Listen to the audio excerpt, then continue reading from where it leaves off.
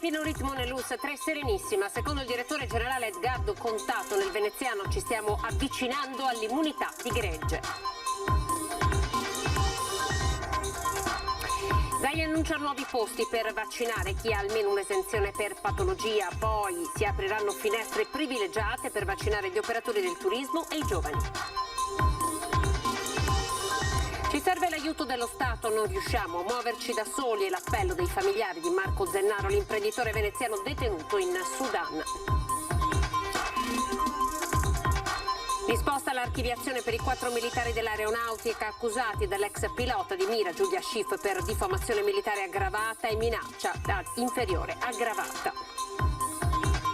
Manifestazione a Mestre contro il nuovo grattacielo, il nuovo centro commerciale di Viale San Marco in bicicletta. Il corteo ha raggiunto il municipio di Via Palazzo. Acqua Alta fuori stagione, alle 22:40 è previsto 1 metro sul livello medio del mare, sott'acqua il 5% di Venezia. Domani sera invece sono previsti 90 centimetri. Blitz in trasferta per gli aranciano-verdi di mister Zanetti che sbancano il tombolato nel match dell'andata della finale dei playoff. Giovedì sera la sfida decisiva al Penso.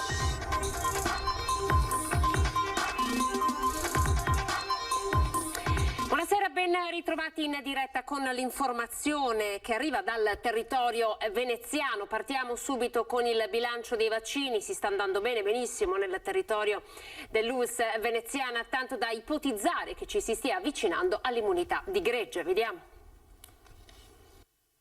Abbiamo gli ultra ottantenni che praticamente sono vaccinati tutti, gli ultra settantenni anche loro con delle percentuali che superano abbondantemente l'80%, i settantenni anche loro si avvicinano all'80%, le altre fasce d'età sono praticamente in sicurezza perché quelli che sono i dati della immunità di gregge sono stati raggiunti. La campagna vaccinale dell'ULSS 3 Serenissima sta procedendo a pieno regime e anche l'idea dei vaccini on the road con il camper si è dimostrata vincente. È stato un buon risultato, avevamo previsto questo fine settimana 230 dosi che sono state somministrate tutte tra venerdì e domenica. Abbiamo somministrato del Johnson Johnson proprio perché in monodose a ultra sessantenni e le cose sono andate benissimo e il tentativo è quello di raccogliere anche gli ultimi indecisi. Questo progetto sarà portato avanti in tutte le altre realtà. È stata una settimana importante perché ha portato alla conclusione delle vaccinazioni domiciliari e ora si aprono ulteriori prospettive con l'arrivo di nuove dosi di Moderna ai medici di base. La nostra dotazione passa da AstraZeneca a Moderna e quindi per noi si amplia logicamente tutta la potenzialità di vaccinare praticamente tutte le classi dai 18 anni in su, comprensivi anche quelli oltre i 60 anni che dovessero ancora non essere stati raggiunti, per cui possiamo disporre veramente di un vaccino universale. Per quanto riguarda la prenotazione della seconda dose che potrebbe cadere nel periodo in cui sono state prenotate le vacanze estive, l'ULSS 3 commenta. Chiedo alle persone che anche chiedono spostamenti di capire quali sono i reali margini di manovra dei nostri operatori nel territorio e abbiamo dato indicazioni a tutti i nostri operatori di venire incontro alle esigenze all'interno di questi intervalli. La campagna vaccinale, allora sentiamo che cosa ha detto il presidente Luca Zaia con i nuovi posti aperti per chi ha un'esenzione al ticket per patologie e poi largo ai giovani. Nuovi slot vaccinali che verranno aperti nelle prossime ore per tutti coloro che hanno un'esenzione ticket per una qualche patologia. È l'annuncio del presidente del Veneto Zaia al quotidiano Punto Stampa. Che sono tutti coloro che hanno un'esenzione ticket per una patologia, non che esenzione ticket per reddito, ma per patologia.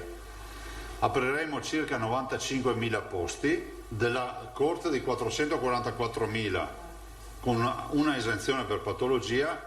Molti sono stati vaccinati perché erano cinquantenni, sessantenni o quello che è.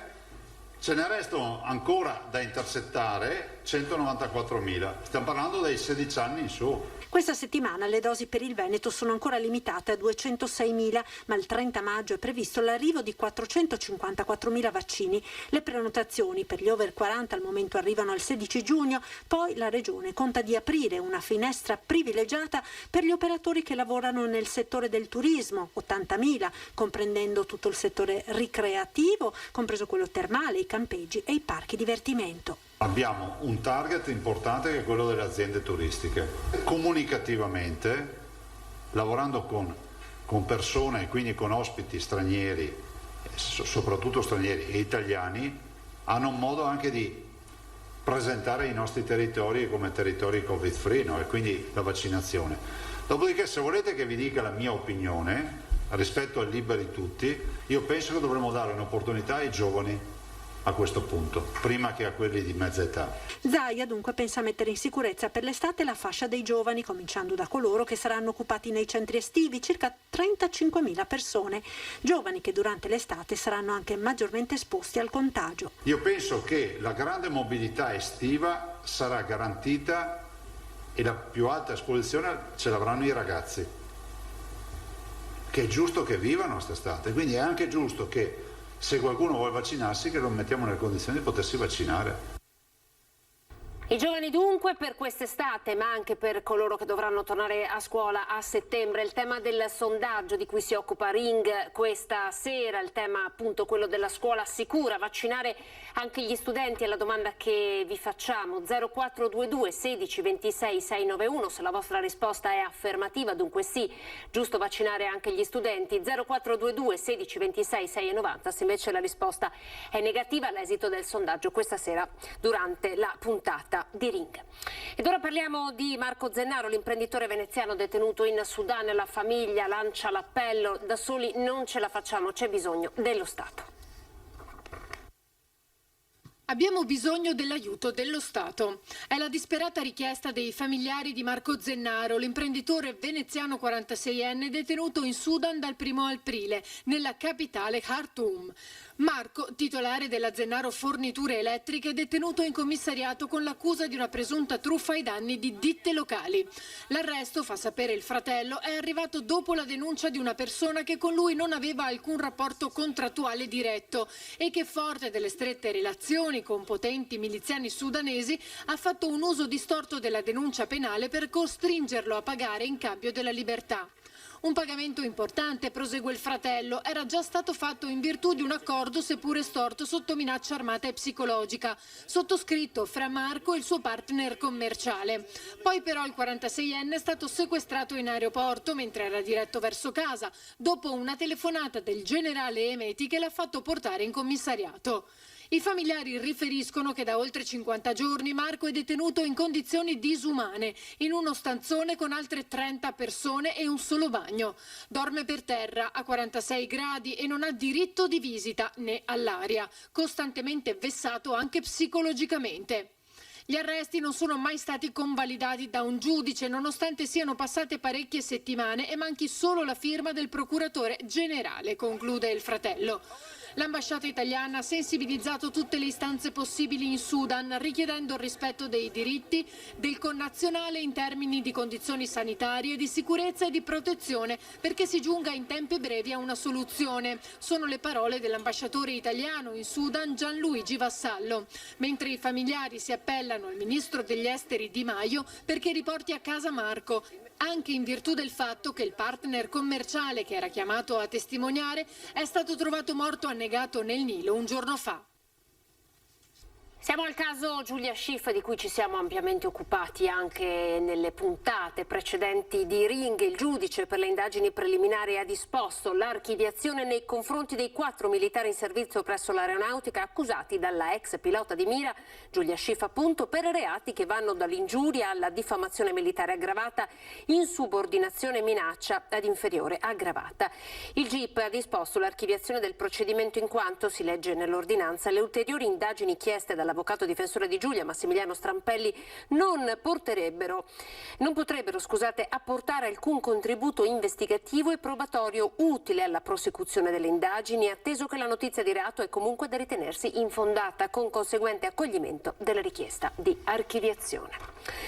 Siamo a Mestre con la manifestazione contro il nuovo grattacielo e il nuovo centro commerciale. I manifestanti sono arrivati in bicicletta.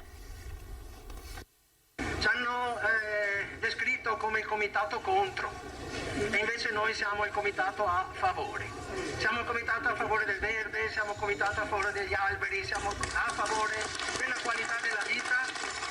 La parola d'ordine è giù le mani dal verde. La biciclettata contro la costruzione di un palazzo alto 70 metri e di un nuovo centro commerciale di 4.500 metri quadri in Viale San Marco si è conclusa davanti al municipio di Mestre, raggiunto dai più di 200 partecipanti alla manifestazione al termine di un giro illustrativo di ciò che sarà o dovrebbe essere il nuovo Viale San Marco e delle conseguenze che si avrebbero sotto svariati aspetti, dall'ombra a cui sarebbero tenuti diversi altri edifici per colpa del grattacielo alla scomparsa del verde pubblico. Queste 200 piante non ci starebbero in nessun modo nella piccola area verde di 2000 metri quadrati che intendono realizzare a completamento di quest'opera.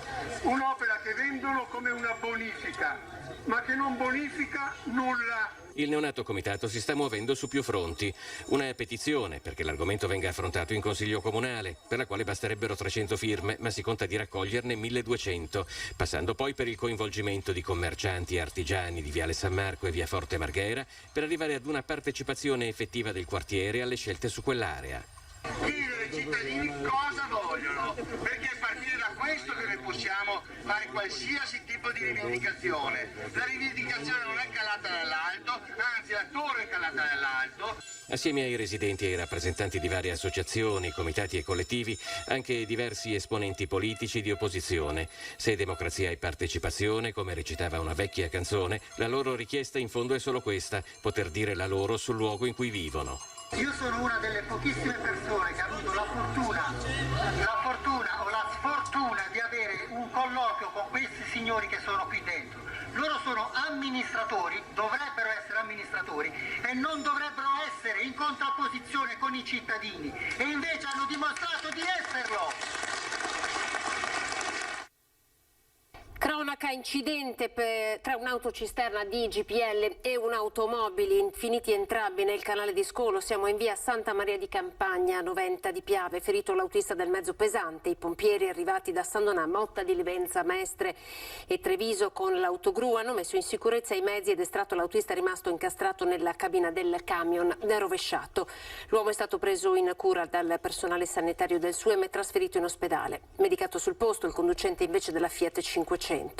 Il gruppo nucleare biologico chimico radiologico di Mestre ha travasato il GPL su un'altra autocisterna. Durante le operazioni le forze dell'ordine hanno chiuso la strada e deviato la circolazione. L'assessore alla cultura del Veneto, Cristiano Corrazzari, è intervenuto in rappresentanza del governatore Luca Zaia all'inaugurazione del padiglione Italia. Per noi, ha detto Corrazzari, questo è un momento di grande emozione. Andiamo alla Biennale. L'apertura del padiglione Italia per i temi affrontati è strettamente connessa al momento storico che stiamo vivendo. Su questo aspetto ha posto l'accento l'assessore alla cultura del Veneto Cristiano Corrazzari, intervenendo a Venezia insieme al ministro ai beni culturali Franceschini, al sindaco di Venezia Brugnaro e al curatore del padiglione Alessandro Mellis all'inaugurazione del padiglione Italia della 17ª mostra internazionale della Biennale di Architettura all'Arsenale. Per noi è un momento particolarmente emozionante, anche alla luce delle contingenze che viviamo e che abbiamo attraversato. Possiamo trarre degli insegnamenti da questa fase, anche nell'approcciarci in modo diverso a concetti che oggi sono di perfetta attualità, come quello di un corretto equilibrio tra lo sviluppo delle nostre comunità, il contesto ambientale, il concetto della qualità della vita e della salute. L'assessore Corrazzari plaude al lavoro della Biennale. Tutti questi aspetti sono perfettamente interpretati dal lavoro di questa biennale nelle sue varie articolazioni ed in particolar modo dal tema dell'architettura, che vuole rappresentare uno sguardo forte verso il futuro, verso il sviluppo delle nostre città e delle nostre comunità. Quindi un ringraziamento a tutti coloro che hanno contribuito con tutte le difficoltà organizzative che hanno dovuto superare e le responsabilità che si sono dovuti assumere per superarle, perché è veramente un grande segnale di fiducia per tutti noi. Volontari delle WWF al lavoro domenica mattina per ripulire dai rifiuti la spiaggia degli Alberoni. Siamo al Lido, ingente la quantità di immondizia recuperata e molte le persone arrivate anche da fuori provincia. Un quintale di rifiuti in poche centinaia di metri di spiaggia. Lo hanno raccolto agli Alberoni una trentina di volontari arrivati non solo da Venezia, ma anche dal Padovano e dal Vicentino. Persone di tutte le età che hanno aderito all'iniziativa Missione Spiagge Pulite del WWF nazionale.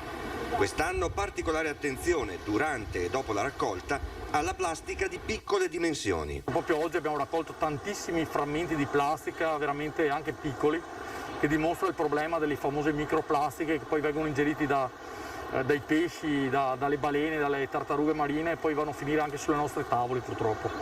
E comunque è molto importante anche per cercare di dimostrare la cura per il nostro territorio e per le nostre spiagge, come questa spiaggia naturale degli Alberoni. Oltre alla plastica, raccolte tante bottiglie di vetro, pezzi di polistirolo e di legno verniciato, mozziconi, reti per la coltivazione dei molluschi. Insieme al lavoro di pulizia, notevole è stato anche quello della differenziazione dei rifiuti. Che è importante non solo raccogliere, ma anche cercare di avere delle testimonianze semiscientifiche di quello che sono i rifiuti che raccogliamo. Oggi abbiamo separato 15 cluster diversi di tipologia, tra cui polistirolo, indumenti, gomma e tante altre tipologie. Quelli più presenti, come sempre, sono i rifiuti derivanti dal settore della pesca. Acqua alta fuori stagione alle 22:40 è previsto 1 metro sul livello medio della marea, così si allaga il 5% del centro storico, ma è da tenere d'occhio come sempre Piazza San Marco, dove l'altezza dell'acqua può raggiungere anche i 15 centimetri. In modo particolare la Basilica. Domani sera invece sono previsti 90 centimetri. A essere particolarmente rilevante la marea astronomica, che contribuisce per 87 centimetri, un record che già si era registrato un mese fa. Da notare che il Mose non entrerà in funzione. Una nuova giornata di pioggia e vecchi problemi di allagamento in via Pertini a Mestre. Il presidente del comitato del quartiere, Giorgio Rocelli, lancia con ironia un nuovo appello al comune. Mi spieghi cosa sta succedendo? Oggi pesco sardè e passarini. Eccolo qua.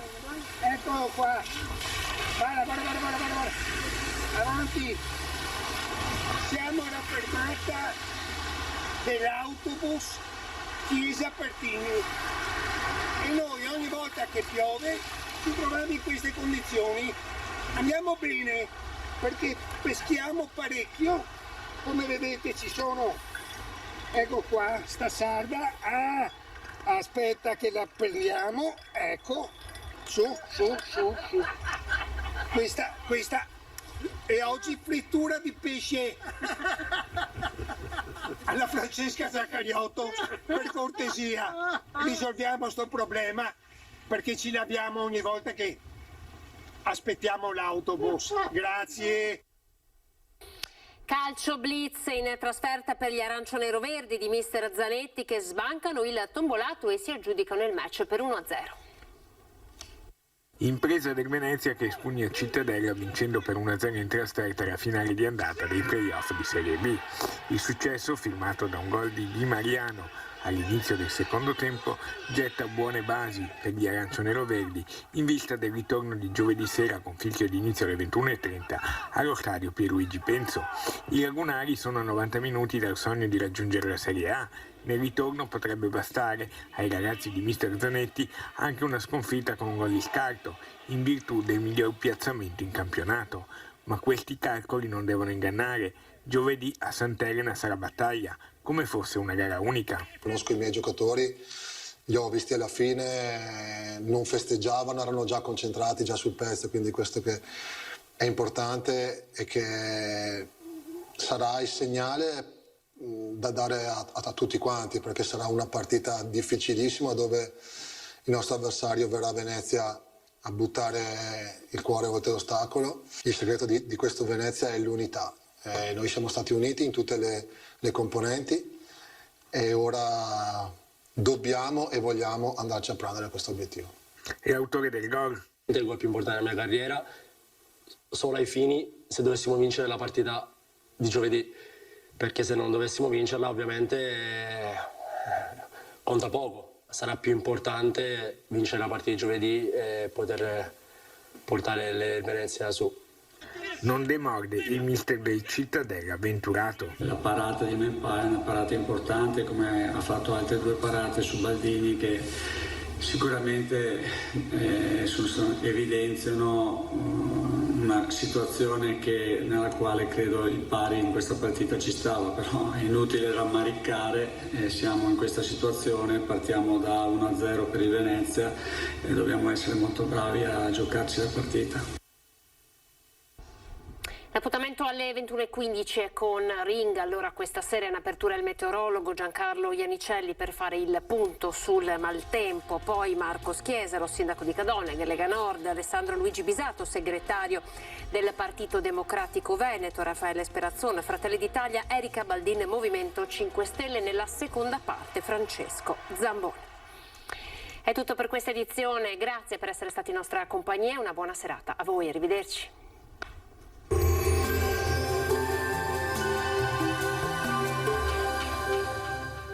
Il Piccolo Scavo è specializzato nella realizzazione di impianti fognari, sottoservizi per utenze e adeguamento fognario alla rete consortile.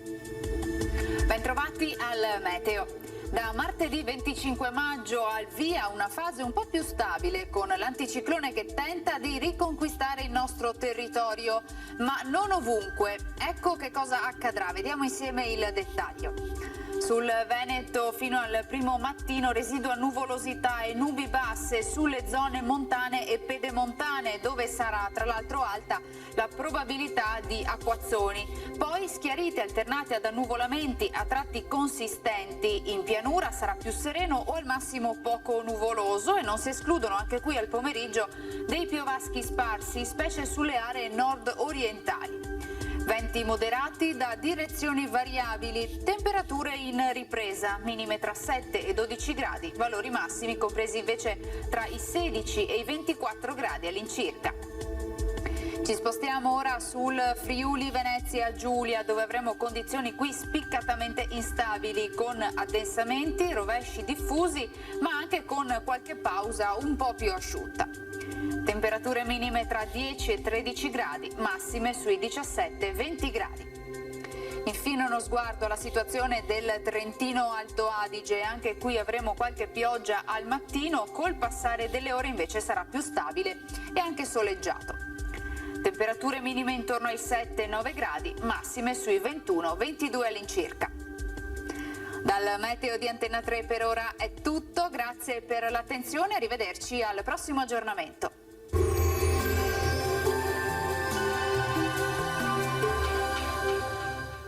Il Piccolo Scavo è specializzato nella realizzazione di impianti fognari, sottoservizi per utenze e adeguamento fognario alla rete consortile.